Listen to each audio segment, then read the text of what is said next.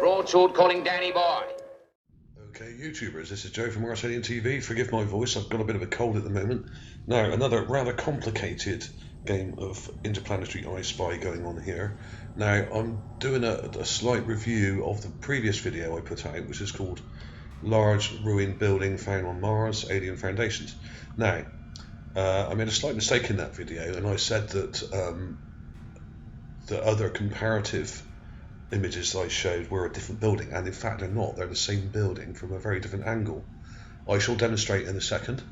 It's silly of me really. I rushed into the video and didn't do my homework properly and made a silly mistake, so I'm going to correct that now. But also I'm going to throw in a lot more detail here. Now this might get a little bit complicated because there's lots of images to show here, and what I'm trying to stress here is it's very, very important to look at the larger gigapan images if possible, and panoramic images on various websites, because you can really get a much better idea of what is where and what these things might be, because you're seeing a much, much larger and wider angle picture. And some of these are quite enormous, some of these pictures, but most of them are quite okay to download. But if you don't want to download them and you haven't got much space on your hard drive, then I suggest you go to the Gigapan site, and I'll put links to all these in the description so you can check all these out. And what I'm doing here is we're going back to the Dingo Gap. Now, I've made a number of videos showing stuff from the Dingo Gap images, and there's a whole bunch of them, and it's a very, very interesting site, this. And I think a lot of it may have got overlooked by some of us researchers, which is why I've gone back over it.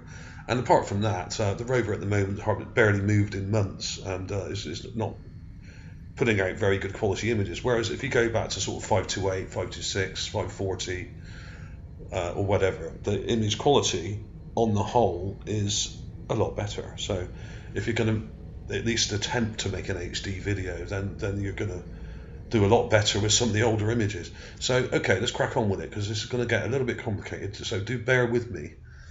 I've got a lot of stuff up here, and I'm going to try and link things together that previously may not have been linked together. Okay, so right, this is the video I made.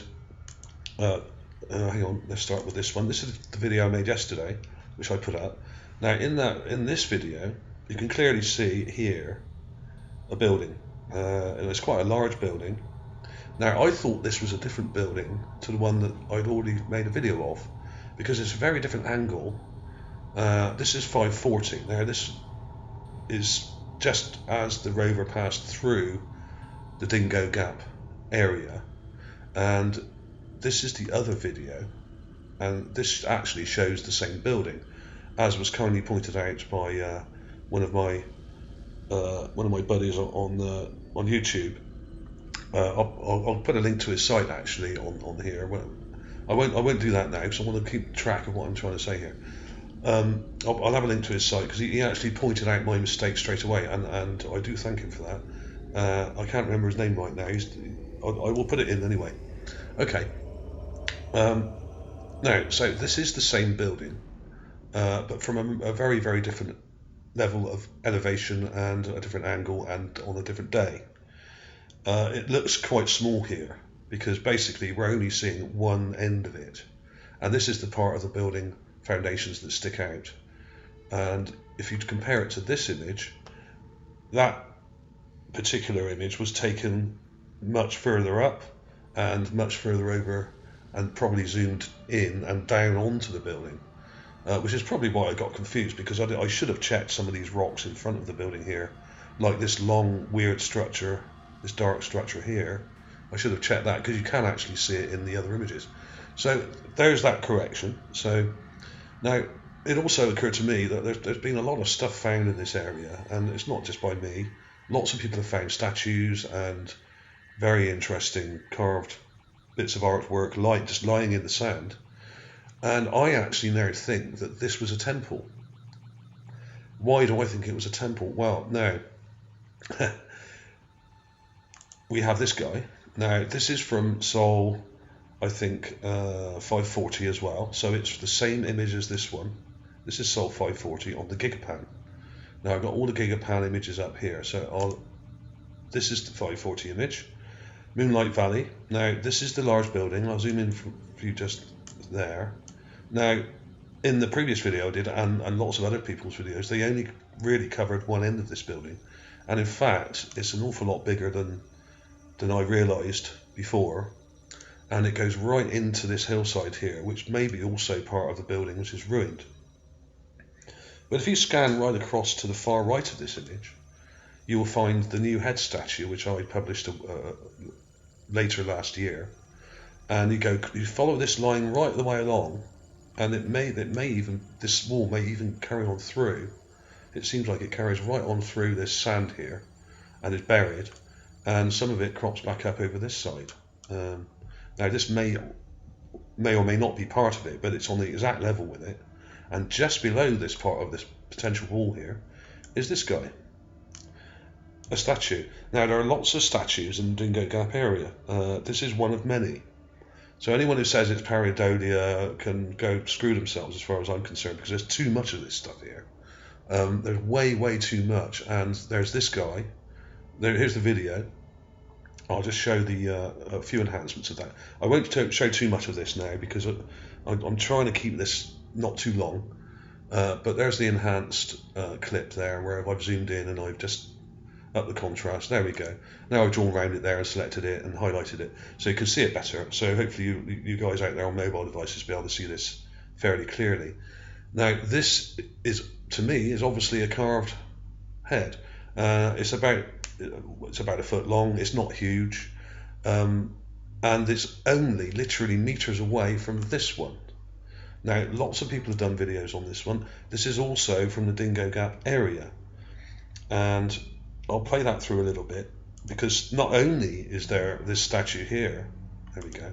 Now I've mirrored it there and joined the image in the center to show the symmetry, which is actually a standard technique used in digital archaeology, especially when studying faces. This has been used to try and reconstruct what the Sphinx may have looked like in Egypt, and many other broken pieces of art and statues and that sort of thing. This is a perfectly legitimate technique for ascertaining what a statue or a face or head would have looked like in its entirety.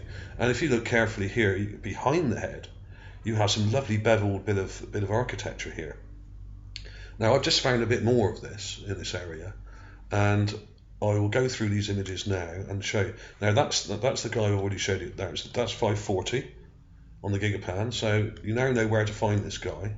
I did put the link in the video that I made of him, but it's a large image to search, and unless you know exactly where it is, I'll zoom out there, right over to the far right, near the top, but by that part of a wall there.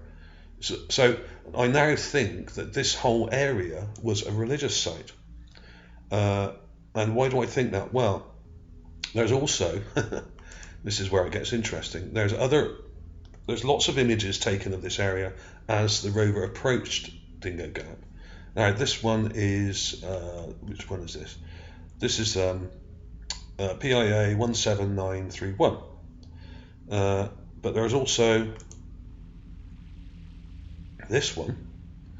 Now I've zoomed in a long way to this because where are we? I don't want to get too confused. Now there's also this one, Sol 540 on the Mars rover's site. This is the French website, but a lot of this is missing, as you can see here. There's a black gap there, so a lot of the building is obscured, which is why I made the mistake of not recognizing it was the same building as in my previous video. And now here we are.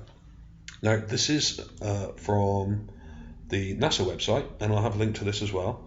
Now lots of people have spotted this thing before, and this is from Sol 526. So there's a whole bunch of sols here, from about 526 up to about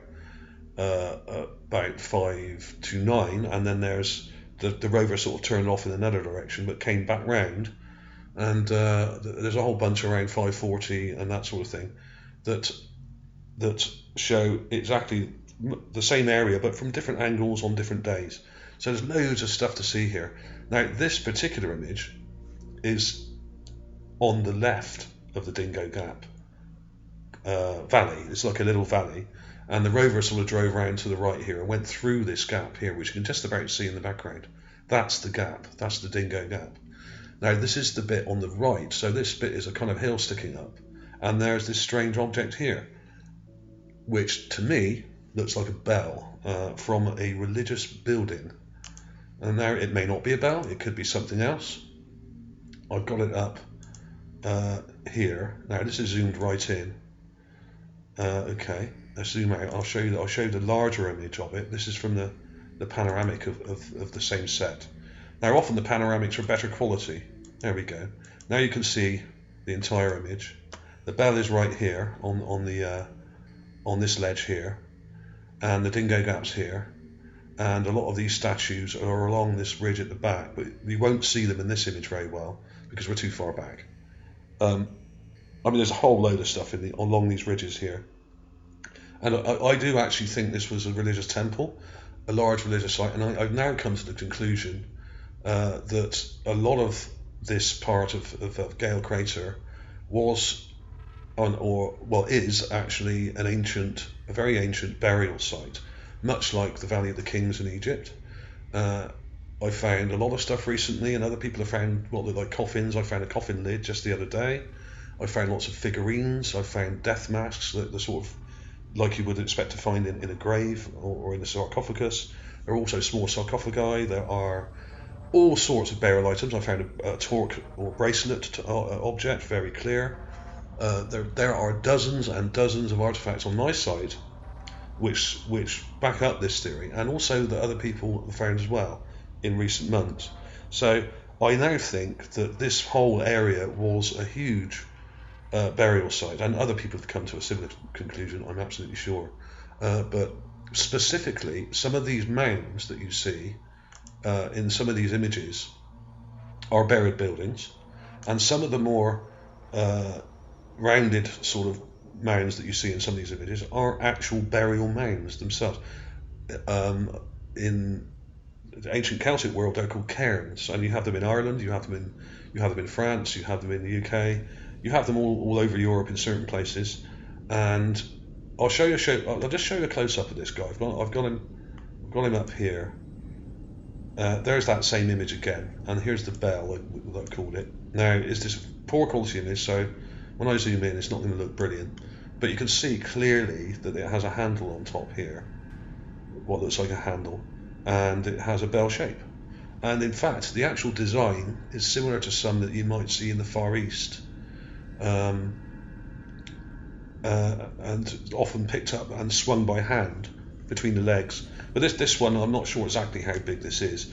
This is quite big. I'd say 1 or 2 foot tall, probably about 2 foot tall, perhaps 1.5 foot. It's not enormous, but what may have been up here, as well as the building that I've already showed you from Sol 540, the building foundations, there may have been a tower here, and there may have been a bell tower. So this could have been a whole temple complex at one point many thousands of years ago. Now it's obviously been destroyed, but I do think with just a small amount of digging in this area, that you would fairly quickly uncover a complex system of temple buildings. And a lot of the mounds in front of this area, I do now think are burial mounds, and a lot of the grave artifacts that I've uncovered, gravestones and burial artifacts, lend credence to this theory, and this is just another piece of the puzzle, really. And I just found this thing here. Now this is also from the Dingo Gap image, but a slightly different one, which I've got up here somewhere. I'll just show you where I got it. I'll try and link all this stuff up. There's a lot of links here. Where is it? I've got so much, I probably won't find it now. There it is. Now this is Sol 526 to Sol 529, Dingo Gap again. And if I zoom out, I'll show you which one to look at. It's the one on the top. There's 3 here. Now here's the Dingo Gap from the other end. Now this is taken from near where that bell I just showed you was. So the rover must have kind of drive up over the ridge and sort of to the left, and taken this set of images here from that side, and you can see the building foundations in this one also.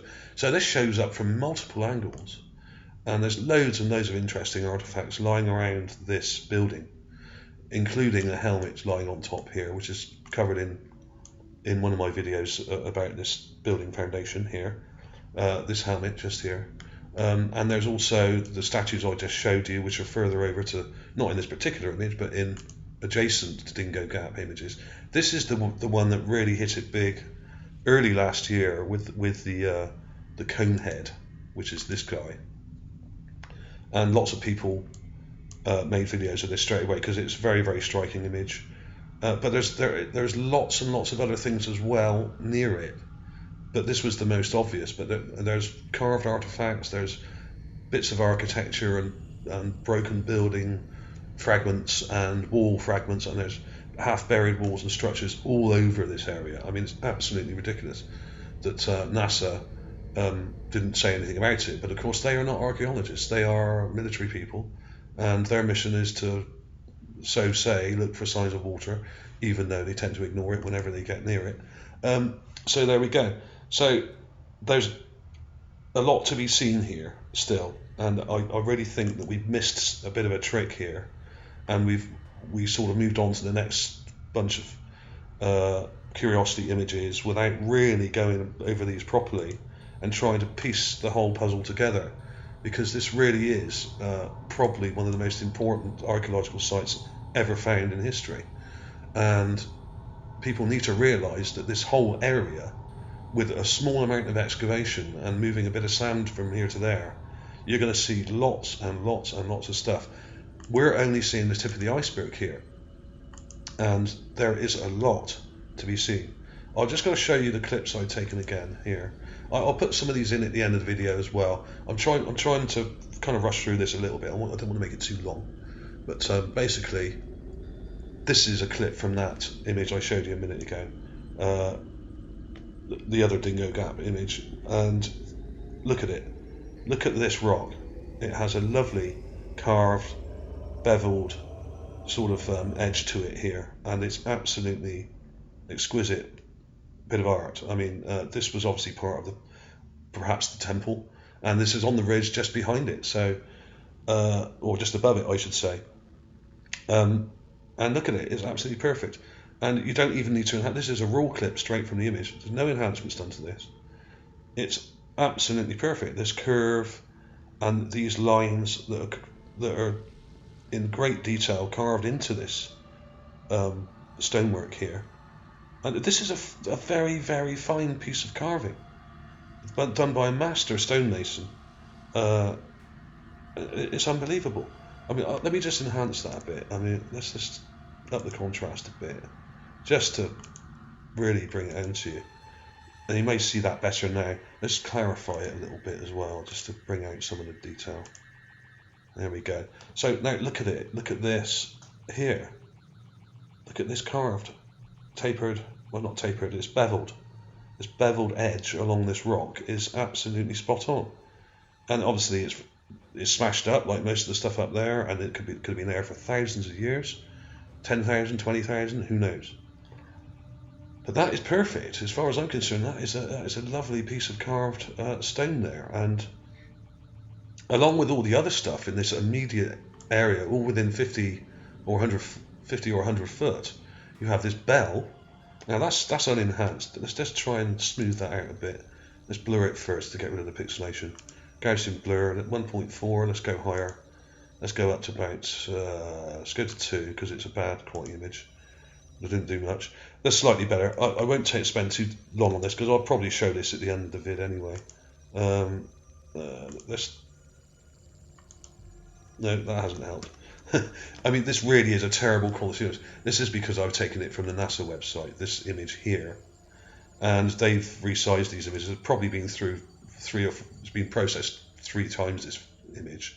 And been not only through White Sands Air Base, but through Manning Space Science Systems and JPL as well. So, and each time they pass these images down the line, I'm sure they get resized or recompressed, and you lose information every time they're fiddled with, basically. So it would be nice if we did actually get some real raw images, but the large panoramics are better quality on the whole because they're, I think, taken from the original photographs, a lot of them, so they are better quality. But this to me looks like a bell, and I really don't see how this could be a rock. And if this is a temple area, then it fits that scenario. What am I doing? Let's just white balance it a minute. Yeah, let's go to there. Let's not make it too blue. Let's go to about there. Okay, let's brighten it up a bit. Let's go brighter. Yeah. So there we go. You can clearly see a handle on this thing.